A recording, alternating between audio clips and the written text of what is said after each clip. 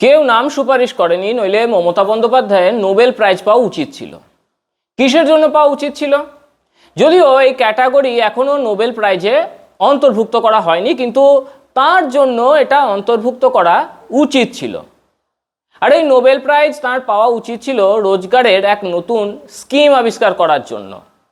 বিশ্বের কোনো দেশে, তা গণতান্ত্রিক দেশ হোক কিংবা একনায়কতান্ত্রিক, কোনো দেশেই এই ধরনের কর্মসংস্থানের কোনো যোজনা নেই। ওই 100 দিনের কাজ ইত্যাদি সব পুরনো কথা, একেবারে বেকার কথা, এসব ভুলে যান। মমতার লুটের রাজনীতির পর্দাফাঁস করব আজকে, স্তম্ভিত হয়ে যাবেন আপনি। নমস্কার, আমি শুভ্র চট্টোপাধ্যায় আর আপনারা দেখছেন মাধ্যম। আসল যোজনা যা মমতা জমানায় পশ্চিমবঙ্গে চলেছে, এর শুরুটা করেছিল সিপিএম। সিপিএম কি করেছিল না, পশ্চিমবঙ্গে একটা শিল্পকেও তারা চলতে দেয়নি, অপমান করে বের করে দিয়েছিল, বন্ধ করে দিয়েছিল তারা একের পর এক কলকারখানা। তথ্য এবং পরিসংখ্যান বলছে সিপিএম এবং মমতা বন্দ্যোপাধ্যায়ের রাজত্ব মিলিয়ে প্রায় 66,000 কোম্পানি বা শিল্প পশ্চিমবঙ্গ থেকে বাইরে চলে গিয়েছে। এখন প্রশ্ন হলো, যে রাজ্যে শিল্প নেই সেখানে কর্মসংস্থান কোত্থেকে আসবে? তাহলে কর্মসংস্থান কিভাবে হবে? আর কর্মসংস্থান বাকিরা পাক না পাক, যারা দলের কর্মী তাদের তো পাওয়া উচিত। যদি তাদের কর্মসংস্থান না হয়, তাদের আয়ের কোনো উপায় না থাকে, তবে তারা দলটা করবে কেন? এক্ষেত্রে সিপিএম এর নীতি অনুসরণ করেন মমতা বন্দ্যোপাধ্যায়। নিজের ক্যাডারদের জন্য তিনি কি করলেন? নিজের ক্যাডারদের তিনি লুটপাটে ছাড়পত্র দিয়ে দিলেন। আপনি যদি পশ্চিমবঙ্গে মমতা বন্দ্যোপাধ্যায়ের রাজত্বে কোনো জমি বিক্রি করতে চাইতেন, তবে আপনি তা বিক্রি করতে পারতেন না, যতক্ষণ না তৃণমূলের কর্মীরা এসে সেই জমির রফা করছে এবং তাতে টাকার ভাগ নিচ্ছে। আপনার বাড়ি আছে, আপনার ফ্ল্যাট আছে, আপনি সেটা বিক্রি করতে চান, কিন্তু আপনি বিক্রি করতে পারবেন না। তৃণমূলের কর্মীরা ঠিক করতো যে আপনি সেটা কত দামে বিক্রি করবেন, আপনি সেটা কাকে বিক্রি করবেন, এবং সেখান থেকে ওই তৃণমূল কর্মী কত টাকা কমিশন পাবে। এটাই ছিল কাটমানি কালচার। প্রতিটা কাজে পশ্চিমবঙ্গে যে কোনো সরকারি দপ্তরে কাজ থাকুক, আপনাকে সেখানে টাকা দিতেই হতো। এছাড়াও যদি কোনো এনওসি চান, তার জন্য টাকা দিতে হতো।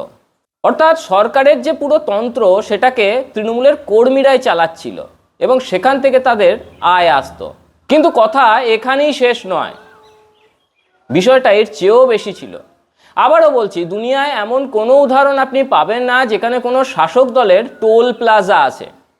টোল প্লাজা, ন্যাশনাল হাইওয়ে শুনে থাকবেন আপনি। এছাড়া রাজ্য সরকারের আলাদা আলাদা যে এজেন্সি বা কোম্পানি আছে, তাদের টোল প্লাজা সম্পর্কে আপনি শুনে থাকবেন। কিন্তু রাজনৈতিক দলের টোল প্লাজা থাকা, এই আবিষ্কার শুধু এবং শুধুমাত্র মমতা বন্দ্যোপাধ্যায় করতে পেরেছিলেন।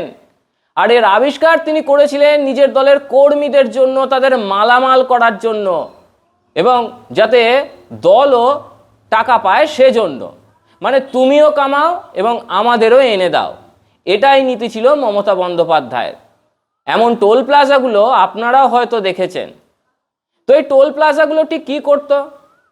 যে কত চাকার ট্রাক থেকে কত টাকা নেওয়া হবে এগুলো ঠিক করতো। 4 চাকার হলে এত টাকা, 8 চাকার হলে এত টাকা, 16 চাকার হলে এত টাকা, এভাবে 1000 থেকে শুরু করে 5000 টাকা পর্যন্ত, এবং তারও উপর পর্যন্ত টাকা আদায় করা হতো প্রতিদিন। আপনারা বুঝতেই পারছেন, পশ্চিমবঙ্গ থেকে কয়লা খনি উত্তোলন করা হয়, এছাড়া অন্য খনিজ পদার্থের খনন হয়, হাজার হাজার ট্রাক প্রতিদিন বের হয়। এইসব ট্রাক টোল না দিয়ে বের হতে পারতো না। তামিলনাড়ুর একজন ড্রাইভার বিশিষ্ট সাংবাদিক প্রদীপ সিংকে জানিয়েছেন, 20-25 বছর ধরে ড্রাইভারি করছেন তিনি। আগে উত্তরপ্রদেশ আর বিহারে বড় সমস্যা হতো, যখন থেকে সেখানে বিজেপি সরকার এসেছে সেখানে এই সমস্ত সমস্যা একেবারেই শেষ হয়ে গিয়েছে।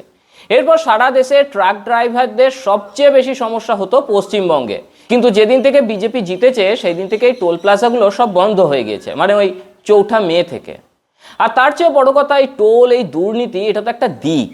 পশ্চিমবঙ্গের ইসলামীকরণ করার ভরপুর চেষ্টা চলেছিল মমতা জমানায়। সেই প্রজেক্টকে সফল বানানোর জন্য জরুরি ছিল ডেমোগ্রাফিক চেঞ্জ। তার জন্য অনুপ্রবেশকারীদের আসার সুযোগ দেওয়া হলো, তাদের সংরক্ষণ দেওয়া হলো, তাদের প্রশ্রয় দেওয়া হলো, ভোটার বানানো হলো, তাদের আধার কার্ড তৈরি করে দেওয়া হলো তাদের, এবং অন্যান্য সরকারি সুবিধা দেওয়া হলো তাদের, যাতে প্রদেশের ডেমোগ্রাফিটা পুরোপুরিভাবে বদলে দেওয়া যেতে পারে। এখন আপনি এর একটা নমুনা দেখুন যে এর পরিণাম কি হলো। পশ্চিমবঙ্গে যা হচ্ছিল তা তো হচ্ছিলই। বাংলাদেশে এখন নির্বাচন হলো।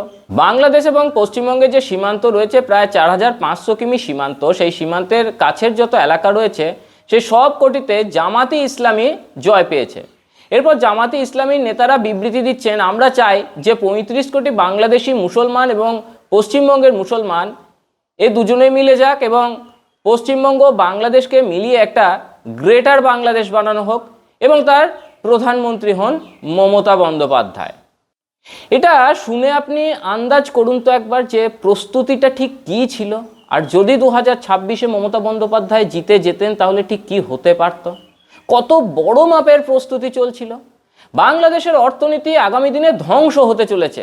ড্রাগস, সোনা, এইসবের স্মাগলিং, মানব পাচার, এই সব কিছু যা চলছিল এবং সবচেয়ে বড় কথা গরু পাচার, এর পুরো ব্যবসাগুলো না অনেকটাই বন্ধ হয়ে গেছে বিজেপি আসার পরে, বা আগামী দিনে হয়ে যাবে। এখন থেকেই তার প্রভাব দেখতে পাওয়া যাচ্ছে। বাংলাদেশের অর্থনীতির অনেকটাই বড় অংশ এর ওপর নির্ভরশীল ছিল। এক গরু পাচারকারী জানিয়েছেন তৃণমূল প্রতিদিন গরু পাচার করে ঠিক কত টাকা আয় করত। পশ্চিমবঙ্গ থেকে বাংলাদেশে গরু পাঠানো হতো কন্টেনারের মাধ্যমে। একটা কন্টেনারে 450টি গরু থাকে। ওই পাচারকারী জানিয়েছেন তৃণমূলের প্রতিদিন 1 থেকে 1.5 কোটি টাকার দৈনিক আয় হতো। আন্দাজ করুন 15 বছর ধরে এই ব্যবসা চলছে, কত হাজার কোটি টাকা কামিয়েছে তৃণমূল এইভাবে। বর্তমানে মমতা বন্দ্যোপাধ্যায়ের চেয়েও বেশি যদি কেউ অস্থির হন, উদ্বিগ্ন হন, তবে তিনি কে জানেন? তিনি হলেন অভিষেক বন্দ্যোপাধ্যায়। তার পুরো সাম্রাজ্যটাই না এই তন্ত্রের ওপরে দাঁড়িয়েছিল। আর তার বিরুদ্ধে তো ইডি এবং সিবিআই এর তদন্তও চলছে, জিজ্ঞাসাবাদও চলছে। কয়লা কেলেঙ্কারি এবং অন্য কেলেঙ্কারিতে তার নাম রয়েছে। অনেকেই বলেন আইপ্যাক কালো টাকা সাদা করার মাধ্যম ছিল। কালো টাকাকে সাদা করার একটা উপায়ের নাম ছিল আইপ্যাক। যেদিন থেকেই বিজেপির জয় হলো পশ্চিমবঙ্গে, অখিলেশ যাদব ঘোষণা করলেন যে তিনি আইপ্যাকের সাথে নিজের কন্ট্রাক্ট বা চুক্তি একেবারে শেষ করে দিয়েছেন। উত্তরপ্রদেশের 2027 সালে নির্বাচনের জন্য আইপ্যাকের সাথে তিনি কন্ট্রাক্ট করেছিলেন। আপনারা জানেন আইপ্যাক সম্পর্কে, একসময় এটা প্রশান্ত কিশোরের কোম্পানি ছিল, পরে তিনি এটাকে ছেড়ে দেন। আর আইপ্যাকের দপ্তরেই ইডির রেড হয়েছিল তখন মমতা বন্দ্যোপাধ্যায় সেখানে পৌঁছেছিলেন এবং সেখান থেকে ল্যাপটপ, ফোন, ফাইল নিয়ে তিনি চলে গিয়েছিলেন। তাহলে একবার আপনারা ভাবুন তো, বিজেপি পশ্চিমবঙ্গে জিতলো আর অখিলেশ যাদব উত্তরপ্রদেশে কন্ট্রাক্ট ক্যান্সেল করে দিচ্ছেন। আর বাহানা কি দিচ্ছেন? বলছেন যে এখন আমার কাছে নাকি টাকা নেই। তো আগে টাকা কোথা থেকে আসছিল? যখন এই কন্ট্রাক্ট করেছিলেন তখনও জানা ছিল যে টাকা দিতে হবে। তো পশ্চিমবঙ্গে বিজেপি জেতার পর আপনার টাকা কিভাবে শেষ হয়ে গেল? তো এটা বুঝুন, একটা বড় নেক্সাস ছিল যার রহস্য ফাঁস হতে চলেছে। ভয়ের চোটে অখিলেশ যাদব এই কন্ট্রাক্ট ক্যান্সেল করেছেন যে আইপ্যাকের এখন ঠিকমতো তদন্ত হবে এবং সেই তদন্তের আঁচ কোথায় কোথায় পৌঁছাবে, কার কার কাছে পৌঁছাবে তা বলা মুশকিল। তাই ভয় পাচ্ছেন অখিলেশ যাদব এবং সেই ভয়ের কারণেই তিনি এই কন্ট্রাক্ট ক্যান্সেল করেছেন। এখন তিনি আইপ্যাককে দিয়ে কাজ করাবেন না, তাদের দিয়ে রণনীতি বানাবেন না, নির্বাচনী সমীক্ষা করাবেন না। তো কাকে দিয়ে করাবেন? এখনো পর্যন্ত এ বিষয়ে কোনো স্পষ্টতা নেই। দ্বিতীয় একটি অদ্ভুত কাজ মমতা বন্দ্যোপাধ্যায় সরকার করেছিল। দেশ জুড়ে অনেক দিন ধরে, অনেক বছর ধরে এবং আমার মনে হয় 1.5-2 দশক পার হয়ে গেছে যে হেলমেট যারা 2 হুইলার চালান তাদের জন্য কম্পালসারি, মানে বাধ্যতামূলক, এবং এরপরে তো পিলিয়ন রাইডারদের জন্য তা বাধ্যতামূলক হয়ে গিয়েছে। কিন্তু পশ্চিমবঙ্গে যদি আপনি মুসলমানদের জালিদার টুপি পরে থাকেন তবে আপনাকে হেলমেট না পরার অভিযোগে বা অপরাধে গ্রেফতার করা হবে না, আটক করা হবে না, আপনার কোনো সাজা হবে না বা আপনার কোনো জরিমানা হতো না, মানে তৃণমূল জমানায় হতো না। জালিদার টুপি মুসলমানদের হেলমেট বলেই ধরে নেওয়া হয়েছিল। এখন ফল কি হয়েছে? পশ্চিমবঙ্গে বিজেপি জিতেছে। এর ফলে কি দেখা যাচ্ছে? কলকাতাতে হেলমেট পাওয়া যাচ্ছে না, মানে কোনো দোকানে হেলমেটের স্টক নেই, মানে এত ডিমান্ড বেড়ে গেছে। হেলমেট কেনার জন্য লম্বা লম্বা লাইন লেগে আছে। তো মমতা বন্দ্যোপাধ্যায় যে এই দুটো মডেল ছিল, একটা হচ্ছে তার ওই কর্মসংস্থানের মডেল যেটা আমি প্রথম দিকে বললাম, এবং দ্বিতীয়ত হচ্ছে পশ্চিমবঙ্গকে ইসলামীকরণের যে মডেল, এই দুটো মডেলই একেবারে ধূলিসাৎ হয়ে গিয়েছে। 4 মে জনতা যে রায় শুনিয়েছে, পশ্চিমবঙ্গের ভোটাররা যে জনাদেশ দিয়েছে, তাতে তৃণমূল একেবারে ধূলিসাৎ। বাংলাদেশি অনুপ্রবেশকারী যারা আছে তারা পালাতে শুরু করে দিয়েছে। এরপরেও যারা রয়ে যাচ্ছে তাদেরকে তাড়িয়ে দেওয়া হবে। বাংলাদেশে অনুপ্রবেশকারী যারা পশ্চিমবঙ্গে আমোদ করছিল তাদের ফুর্তির দিন শেষ হয়ে গিয়েছে, দেশের অন্য অংশগুলোতেও তাদের উপরে চাপ বাড়তে চলেছে। তো এই যে ডেমোগ্রাফিক চেঞ্জ করার পরিকল্পনা, এটা কেবল মমতা বন্দ্যোপাধ্যায়ের নয়, এতে আন্তর্জাতিক শক্তি লেগেছিল, আন্তর্জাতিক মদদের পিছনে ছিল। তাই আপনি দেখুন পশ্চিমবঙ্গের নির্বাচনী ফলাফলে সারা পৃথিবী জুড়ে প্রতিক্রিয়া হচ্ছে। আপনারা ভাবুন, দেশের একটা রাজ্যের নির্বাচনে কেউ হারছে বা কেউ জিতছে, এটা নিয়ে পৃথিবী জুড়ে চর্চা চলছে। আপনারা ভাবতে পারেন, ডোনাল্ড ট্রাম্প ইতিমধ্যে অভিনন্দন জানিয়েছেন প্রধানমন্ত্রী নরেন্দ্র মোদীকে পশ্চিমবঙ্গ জয়ের জন্য। কেন জানাচ্ছেন তিনি? এর আগে তো অনেক প্রদেশেই নির্বাচন জিতেছে বিজেপি। মহারাষ্ট্রের জয়ের অভিনন্দন তো তিনি দেননি, বিহার জয়ের অভিনন্দন তিনি দেননি, ওড়িশা জয়ের অভিনন্দন তিনি দেননি। তাহলে পশ্চিমবঙ্গই কেন? কারণ পশ্চিমবঙ্গ এবং বাংলাদেশে সিআইএ এর অপারেশন চলছিল, পশ্চিমবঙ্গে সেই অপারেশন ফেল হয়ে গিয়েছে। এটা কোনো সাধারণ নির্বাচন ছিল না, এটা কোনো সাধারণ জনাদেশ নয়। তো এই পর্বে আজকে এতটাই। এর পরের পর্বে আবার দেখা হবে নতুন কোনো বিষয়ের সাথে, নতুন কোনো ভিডিও নিয়ে। ততক্ষণ পর্যন্ত আপনারা সঙ্গে থাকুন, দেখতে থাকুন মাধ্যম।